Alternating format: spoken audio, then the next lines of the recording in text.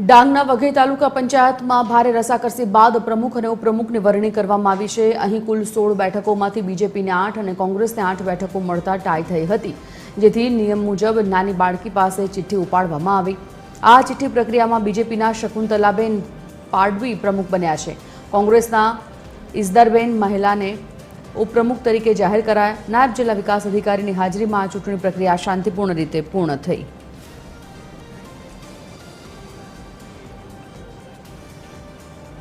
देवेंद्र जोड़ाई गया है संवाददाता देवेंद्र, शू विगत आ विषय? जी, આજરોજ જે પ્રમાણે ચૂંટણીની પ્રક્રિયા ચાલુ હતી પ્રમુખ ઉપપ્રમુખની, તેની દરમિયાન એક હાઈવોલ્ટેજ ડ્રામા સર્જાયો હતો।